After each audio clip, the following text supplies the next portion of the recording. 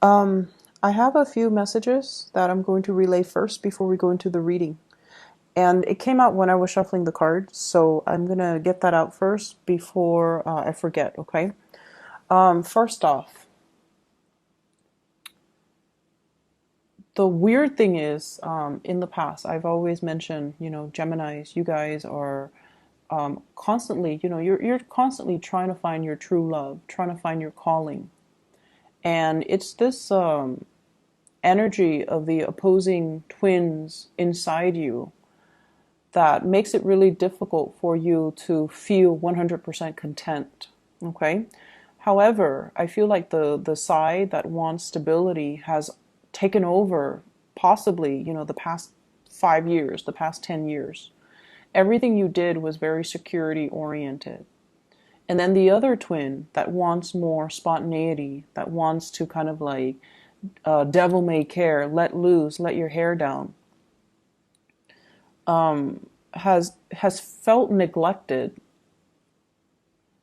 Okay. And then I feel like when you spend your life, trying to build up the nest egg, trying to get financially stable, trying to do everything that's expected of you, trying to fit into a mold, trying to, uphold a reputation, trying to maintain that relationship, trying to do everything that's expected of you,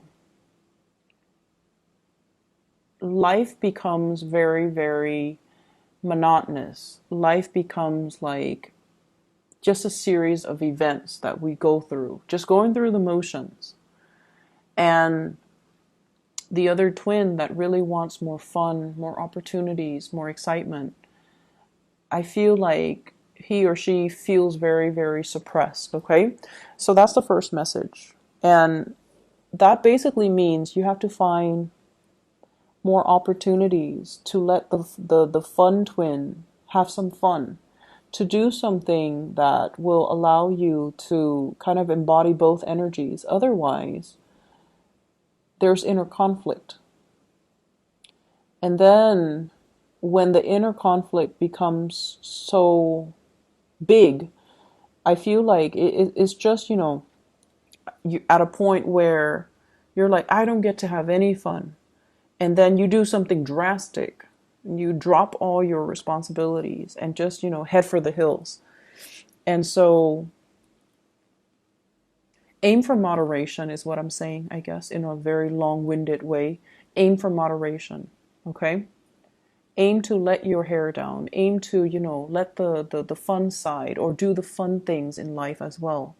Life doesn't have to be just about the daily grind and going through the motions. It should be fun. It should be inspiring. That's why we live it.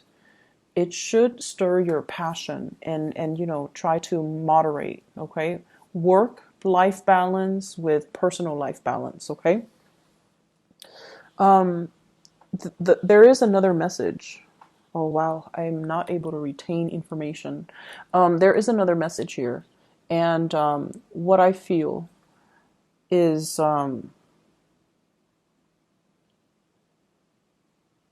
it deals with communication, and I feel like okay, so okay, the it's coming back out. So let's say, communication, a lot of it is not just about the words that are being said. It's also the tone, the body language, and the demeanor and the attitude, right, that goes with it. So everything is not just the message that's communicated. It's everything else that's surrounding it. So for example, if you're on, if you're texting somebody and you're asking them something and it's somebody that you might not know really well. It's not somebody that, can read you like a book.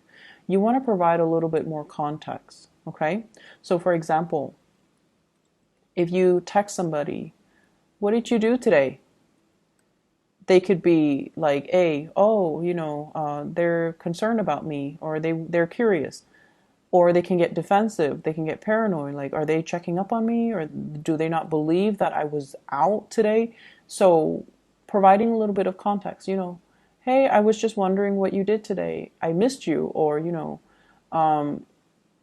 I thought you might have gone to see that movie. If not, let's go to the movies together, providing a little bit of context when you communicate. And then in person, because people can read your demeanor and your attitude. And honestly, Geminis, everything shows up on your face. So I feel like if you're displeased with somebody, it's going to show up on your face. And you might ask them, why did you do that? And then the displeasure shows up on your face. So aiming to be a little bit more aware of the energy you project. Okay, that's going to go a long way. Aiming to be very careful with our tone so that we can get a more neutral message across. That's going to be important as well. Okay, so those are the two messages, and I feel like it's coming in for this week. So they might be things that you need to kind of like, be mindful of. First of all, let me talk to you about how your partner sees you. I have here the Five of Wands. This is a card about conflict, competition. In a way, it could be like an energy that is a little bit too in our face. Like these people are either in conflict or talking, but they're a little bit too close. So it's almost like, in your face, bold and brash and possibly quite aggressive. So your partner sees you this way. Which is weird because Geminis are not, usually aggressive, but something is triggering feelings in you, passion and feelings and emotions. Your partner also sees you as someone who has a lot of suitors, okay? This is like the card about competition, having a lot of competitors, having a lot of like hush-hush behind the closed doors type of conversation. So I feel like they see this and they're just like thinking that I think Gemini is in another relationship or Gemini is in a relationship. We have here the Four of Wands, which is stability, home, marriage, etc. So if you're single, your love interest feels like you have a lot of potential suitors. They also feel like your energy is a little bit aggressive this week. And they also feel like you might already, I keep hearing like behind closed doors type of conversations. And whatever you're doing, I feel like, you might want to explain to them. If this is somebody that you like, you might want to explain to them and kind of like bring them into the fold. Okay, so that way they know that you're not seeing anybody else, that you're still very much single and you're very much interested if you are interested in them. So they feel like you have they have a lot of competitions, and they also feel like your energy is just a little bit aggressive, which might not be a bad thing, to go after the things that you want or the people that you want. The partner that you're dealing with here, we have the Ace of Swords. This is an air energy. So it doesn't seem like it's a person, but the energy that they come across is air sign oriented, okay? Aquarius, Gemini, and Libra. They're very, very communicative. But there is a very delicate balance between them.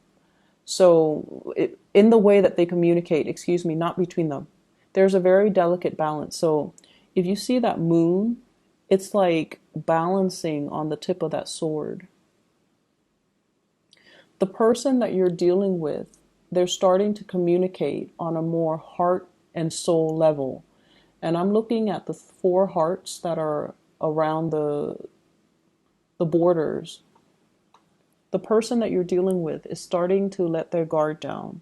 They're starting to reach out to you. They're starting to reveal their emotions. They're starting to kind of like allow you to see their inner workings, allow you to feel what they feel, allowing you to kind of sense, what's going on, what they're dealing with, what's going through their mind, and they're allowing themselves to be more vulnerable around you, which is great because this seems to me like it's the beginning of somebody opening up, letting you know how they feel, letting you know that they have a lot of love for you, letting you know that they have a lot of emotions that they might not have known how to deal with in the past, but now they know how to deal with it, and they're going to communicate that to you.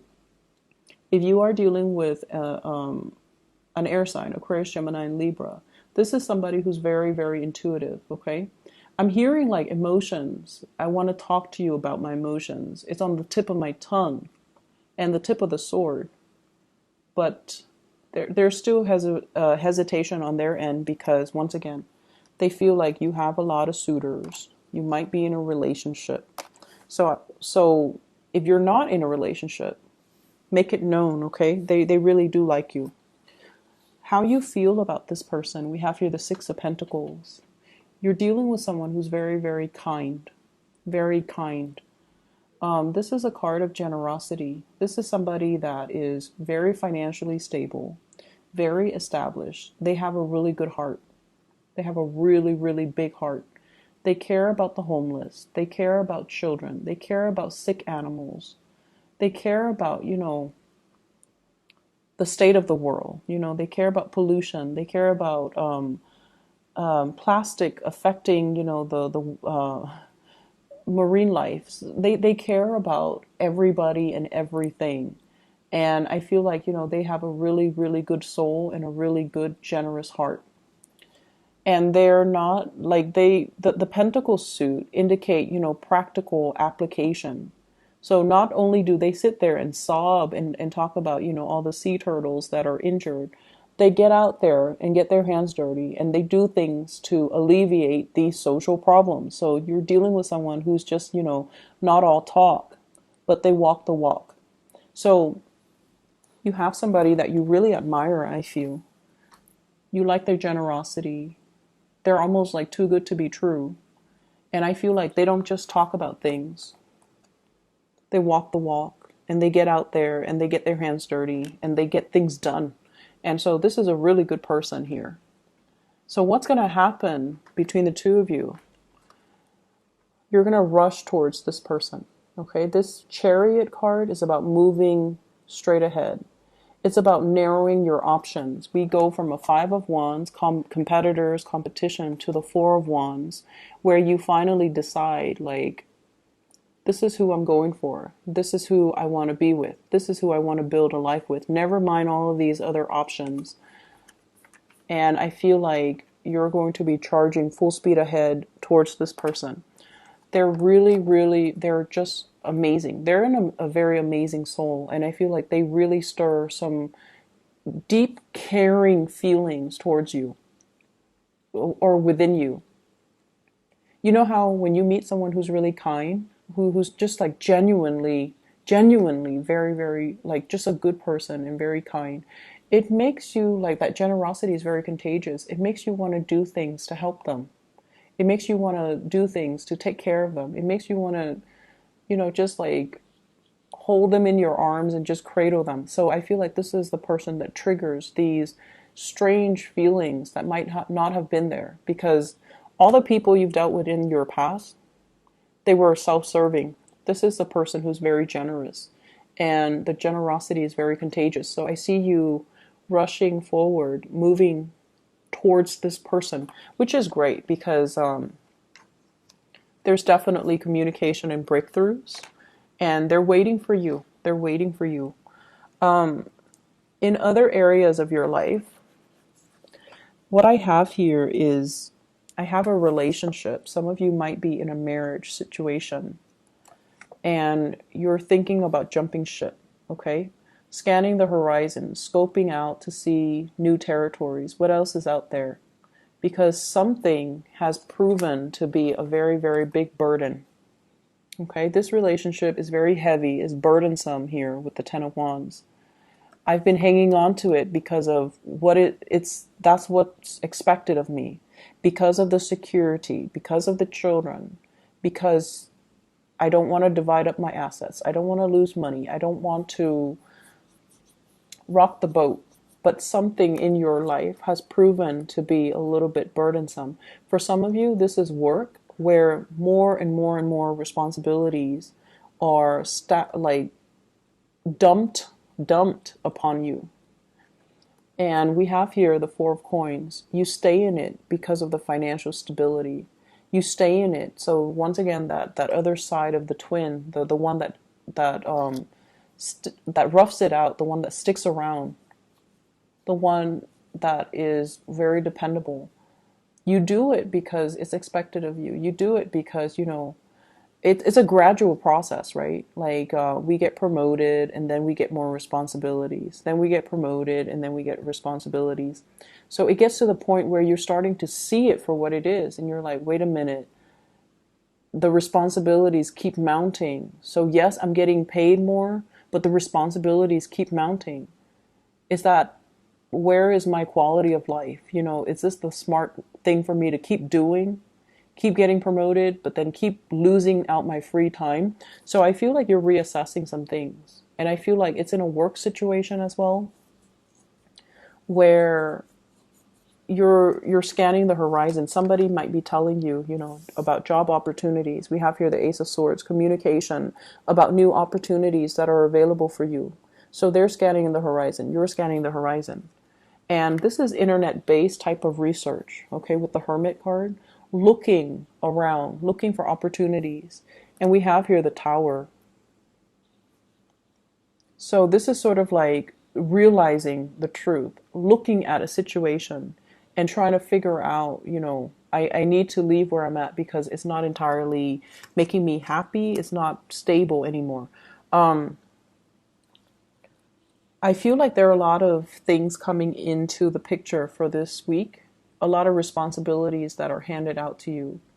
And I also feel like you're very status quo oriented for this week. But I feel like towards the end of the week, there will be opportunities that you have to go for, and go for it. Okay. I'm going to pull out another card here because the Tower did come out. So let me just see. What is this in relations to? Expansion, new opportunities. So I feel it's almost like, sometimes we tell ourselves, where I'm at is okay. And these are just things that we tell ourselves to rationalize the reality of what we're dealing with, to make sense of it. It's not the ideal situation. And I feel like this might be the week where it's an awakening. You have new opportunities coming into the picture here with the world, and you have to grab them because it doesn't come around often. Okay. So Geminis, I wish you guys the best.